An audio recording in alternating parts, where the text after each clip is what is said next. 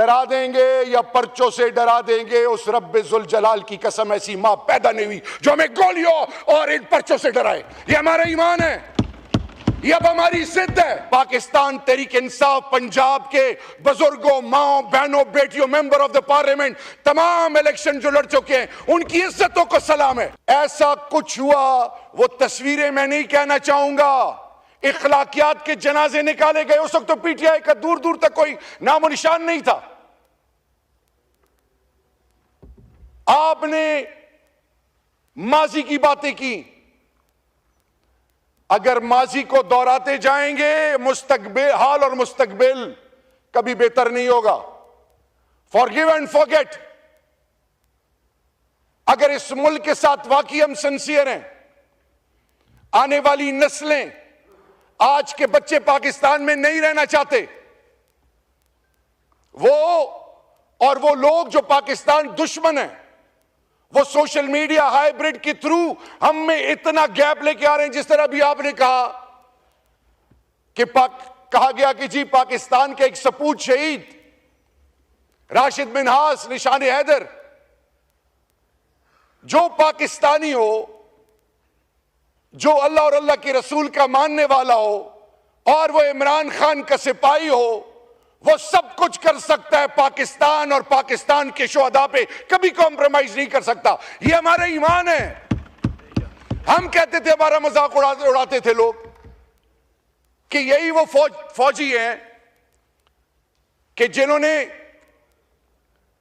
जब हमारी घरों से और मस्जिदों में और इमाम बारगाहों और खानकाहों में खुदकश धमाके होते थे, जब लाशें नहीं मिलती थी, इन्हीं जवानों ने छाती आगे करके अपने जानों के नजराने पेश किए थे।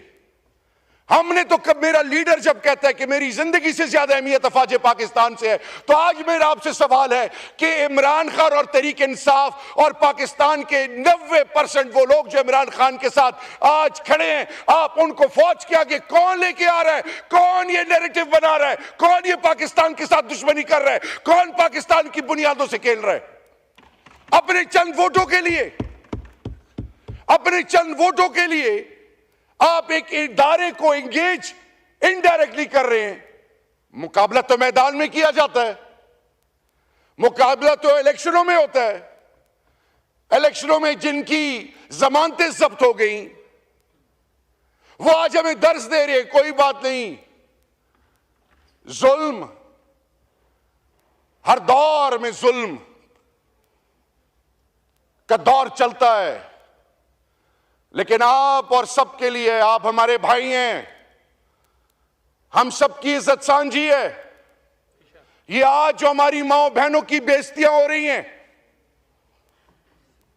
ये अननोटिस नहीं हो रही अल्लाह के दरबार में भी। और याद रखें, आज जो इस मुल्क में ये मेरे पंजाब के एमएनएज और एमपीएस के साथ जो हो रहा है, मैं आज चेयरमैन साहब दोनों हाथों से पाकिस्तान तहरीक इंसाफ पंजाब के बुजुर्गों, माओ, बहनों, बेटियों, मेंबर ऑफ द पार्लियामेंट, तमाम इलेक्शन जो लड़ चुके हैं, उनकी इज्जतों को सलाम है।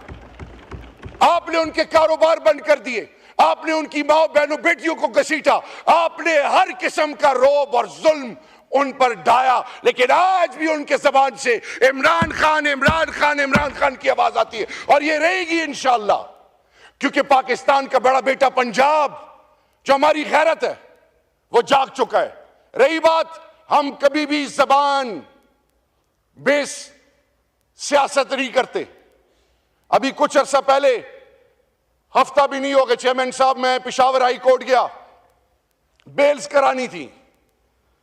वहां पे अवामी नेशनल पार्टी का membership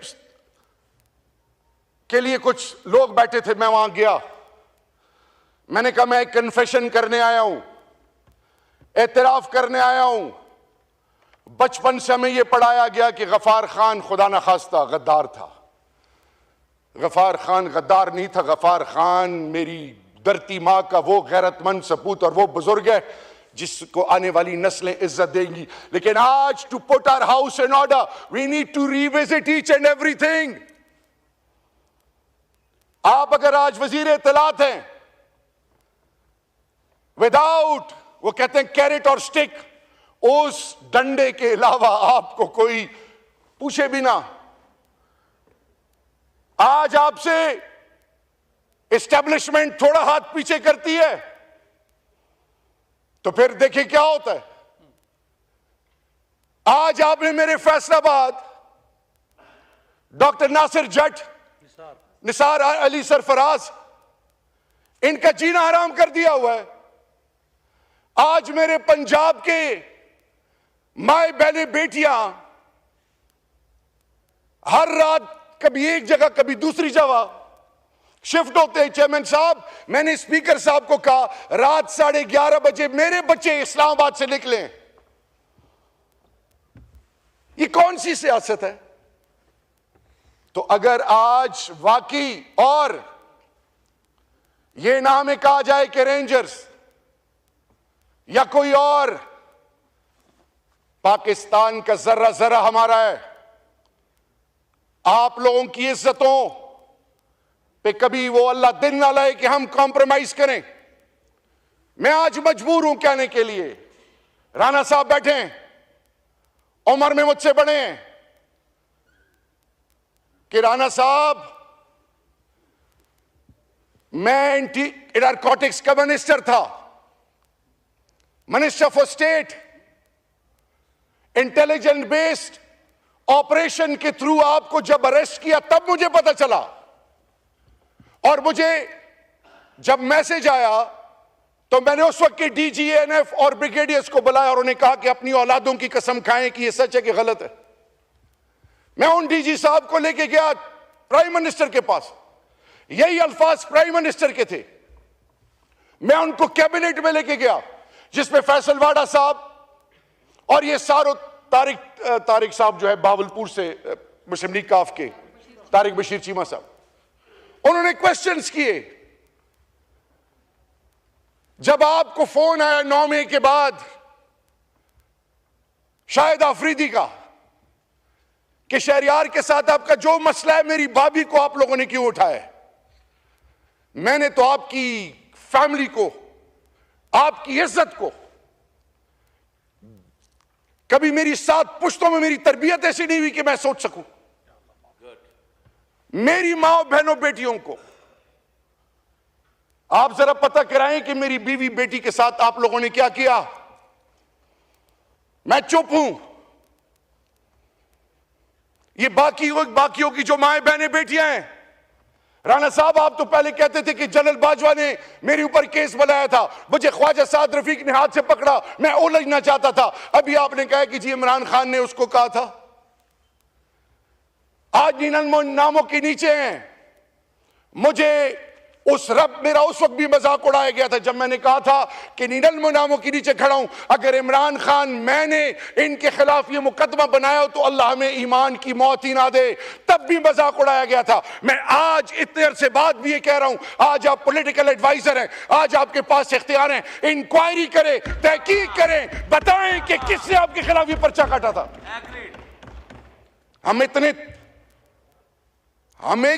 I was a CEO in Germany, हमने अपने सब कुछ छोड़ा है।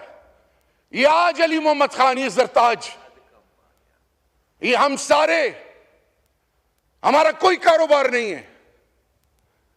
मेरे ऊपर जब PDM की गवर्नमेंट आई, मुझे कहा कि जी इंटीरियर में, कश्मीर कमेटी में, नारकोटिक्स में, सेफ्रॉन में तुम्हारे खिलाफ सब चीजें ढूंढी जा रही हैं, पाकिस्तान से चले जाओ, तुम पे हाथ डालेंगे।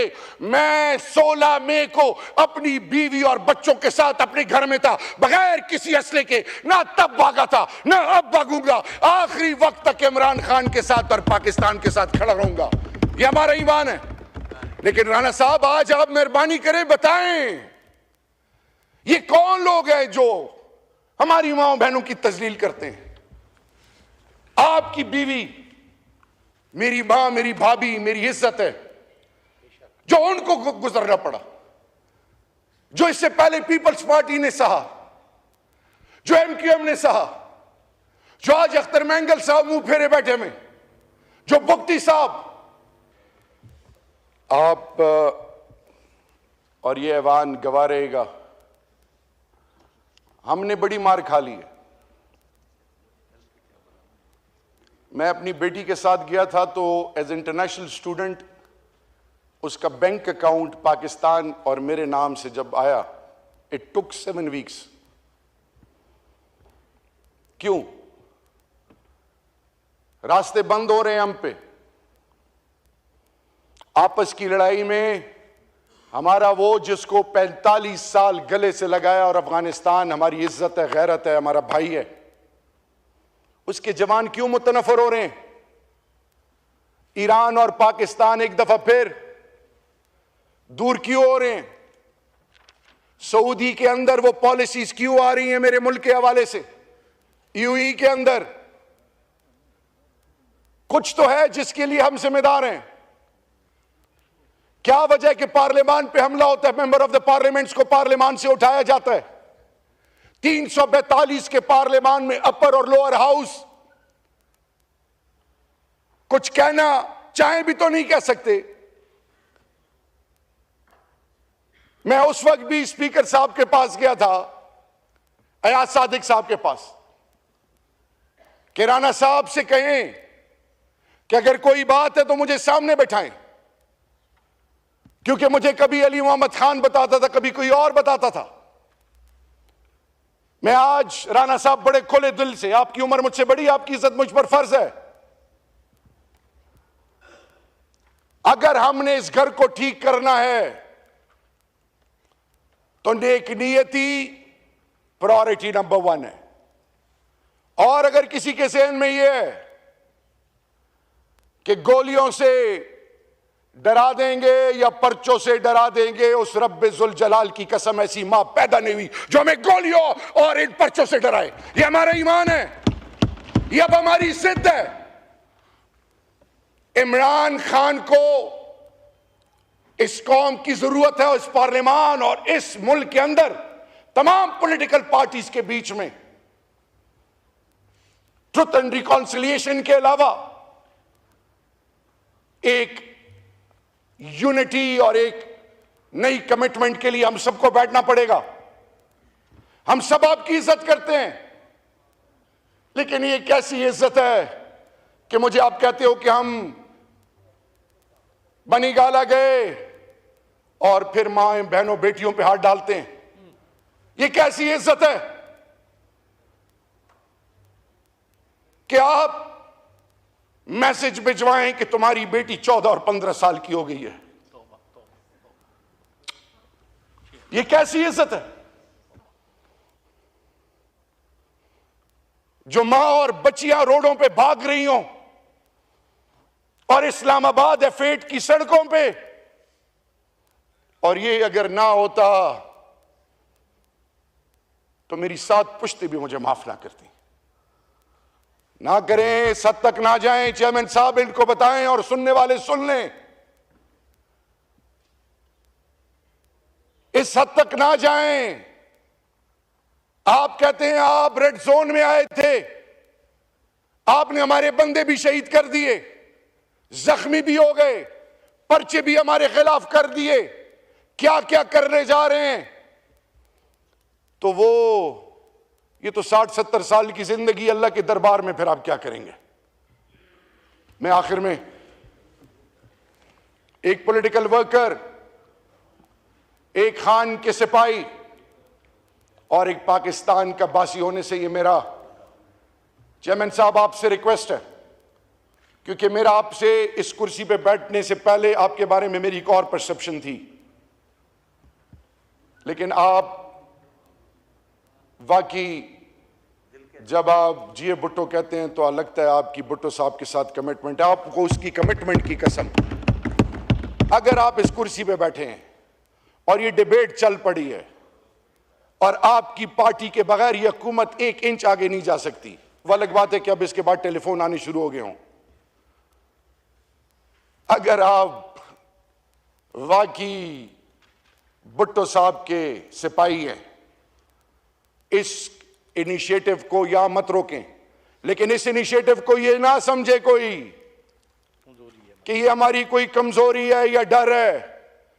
पहले 9 मई के हवाले से हम कहते रहे कि जुडिशियल इंक्वायरी बनाएं। अब हम 27 मैसेकर के हवाले से कहते हैं कि उन शहीदों के घर जाएं, उनसे माफी मांगें, उनके बच्चों को ओन करें। हम आपके साथ खड़े होंगे। आए एक नया स्टार्ट लें, आए ये साबित करें कि कौम गैरतमंद कौम है, ये कौम अपने जर्रे जर्रे की हिफाजत जानती है, ये कौम हर लेवल पे जा सकती है, लेकिन ये कौम कभी भी अपने पाकिस्तानी को खून में लथपथ नहीं कर सकती। अल्लाह हमें हिम्मत और तौफीक दे और अल्लाह वो सहर हमें नसीब करे कि जिससे मेरे मुल्क की इज्जतों में इजाफा हो।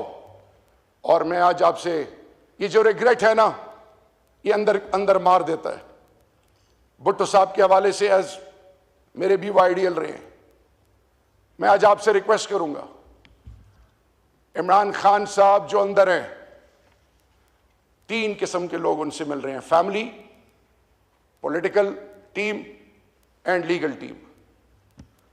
मैं आज आपको कहना चाह रहा हूं, इमरान खान को आपने जितनी तकलीफ देनी है दे दें। क्योंकि मुझसे जब किसी ने पूछा कि इमरान खान के बारे में क्या राय रखते हो, तो मैंने कहा जब मैं इमरान खान से मिलता हूं मेरा अल्लाह पर ईमान और मजबूत होता है। उसको आप शिकस्त नहीं दे सकते, नहीं दे सकते, नहीं दे सकते। उनके साथ बैठ के बात करें और फिर वो पाकिस्तान जिस पर आने वाली नस्लें आप और इन सब पर फख्र करेंगी। आपको क्रेडिट इसलिए जाएगा कि चाहे जो भी हालात है 2024 के इलेक्शन के, जो मैं फॉर्म 45, 47 में पढ़ना नहीं चाहता, इनिशिएटिव लें, पीपल्स पार्टी लीड करे। आपका वैसे भी उस शहर से ताल्लुक है जो पाकिस्तान की माँ है, पाकिस्तान के बासियों को अपने गोद में लेके पालती है। अल्लाह हमें तौफीक दे कि हम मुत्तफिक हों, अल्लाह हमें तौफीक दे कि हम जालिम के खिलाफ खड़े हों। और जिसने मेरी धरती माँ को और इस मुल्क के कौम को लूटा है, अल्लाह तू उसको अपनी पकड़ में ले। पाकिस्तान और इमरान खान जिंदाबाद और पाइंदाबाद। शुक्रिया फरीद साहब।